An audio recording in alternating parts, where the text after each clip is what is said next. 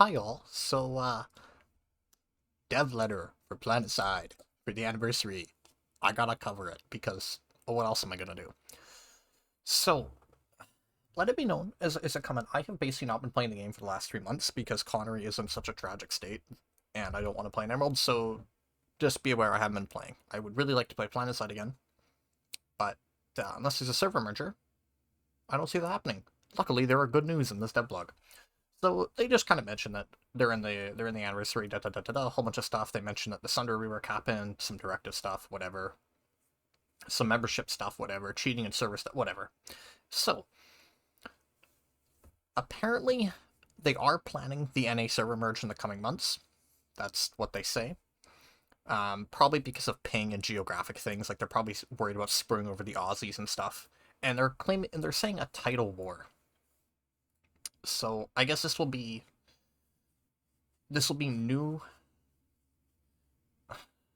Actually, wait, this is kind of cringe. Never mind. I thought this would be more interesting.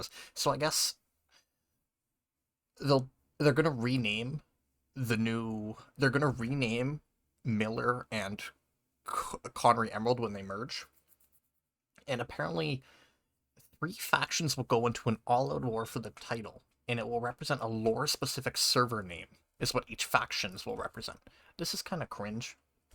I kind of wish that we'd be able to choose our own, but they didn't let us do it with the Vonu Lubrication Depot way back in like 2017, 2018. So, I think they should just call it Connery because it'd be really funny, but whatever. At least they're actually letting us have a new server name. It's better than nothing. So, a new facility, assault facilities. It's basically just hard spawn bases. Is the long story short. It's a hard spawn base. It's interesting to note that they have a cooldown period, but hard spawn bases are a good idea. I personally think hard spawn biolabs were among the best bases in the game when they were still a thing, mostly because they were just really good for farming in. Of course, since these have like spawn limits per se on how many spawns can actually be used in them, this is an interesting idea. I hope it works. I hope it works better than capture the flag at least. So Infiltrator, apparently they're changing. They don't really say anything here other than they're just going to rebalance and rework it with some new features. I'm just kind of hoping. I'm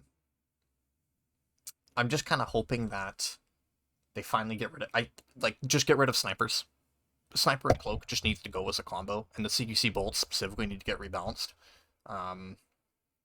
But as long as they got snipers and cloak from being paired, I have no issue. I think that's all we really need to do with Infiltrator. I'd also like to see their motion capabilities downgraded, and I'd like to see EMP grenades take a hit.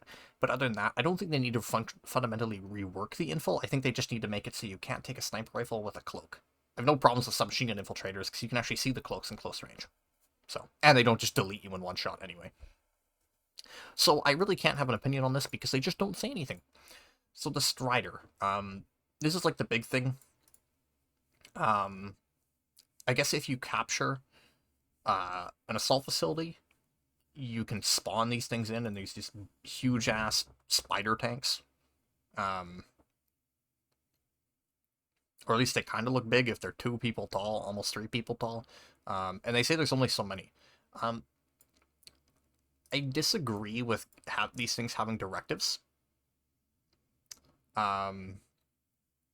Because fundamentally, a thing like this, it mentions that the winning faction will be able to spawn and pilot these machines in most places on the continent, similar to an anvil. However, there are a limited amount of the spawn items, so once they've been depleted, no more Striders can be spawned.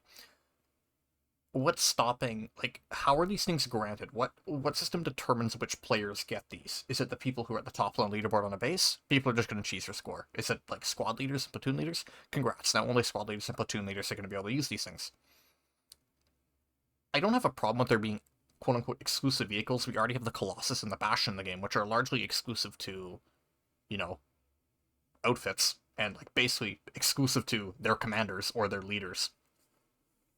I don't really have a problem with these, but I don't think they should have directives tied to them. I think either it should be available to everyone and have a directive tied to it, I don't know how you could balance them, admittedly, besides making them just kind of any generic vehicle, but whatever. That's a problem for the dev team, not for me. I just think that if it's going to be heavily limited in number, presumably by what they're saying here, and we don't know how they're going to be divvied up among the players at the bases, I disagree with giving them a directive. That's the completionist in me saying I disagree with that. But that's my opinion. They talk about fishing. Lol. Um, yeah. They do officially mention here, by the way, that they're designed for off-peak hours. So, that's kind of what my theory was. So, it's better than nothing. So, TLDR with this whole Devblog, there's some good stuff in here. Specifically, the server merger is the only thing I really give a shit about. But there's some good stuff in here. The assault facilities look interesting. At least the fact that they're looking at the Infiltrator is a good sign. And the Strider is interesting, although I'm a bit concerned for how it's going to be implemented in the game.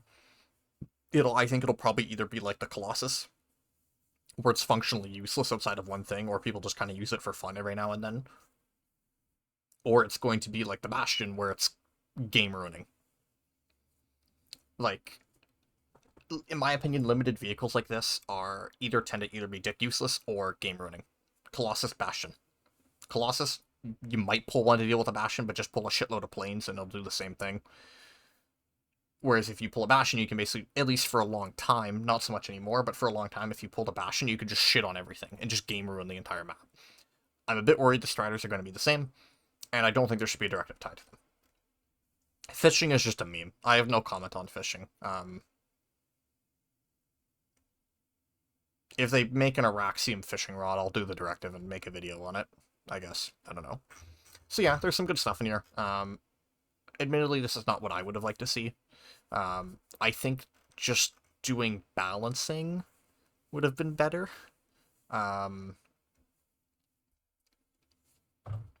really would have liked to just see them do core balancing. I honestly think at this point in the game, adding new content is not a good idea.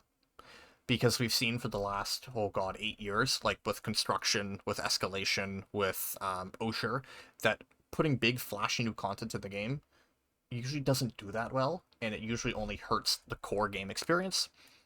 And it usually just makes things unfun, like Osher. Osher was trash. Escalation, I would argue, was bad for the game in the long term, and largely only prospered because COVID hit at the same time. I'm very much of the opinion that just balancing the core game and making quality of life changes, like when they did the Arsenal update where they just rebalanced a lot of infantry, that brought back a good chunk of players and retained players. In fact, it brought back and retained more players than Osher did by comparison.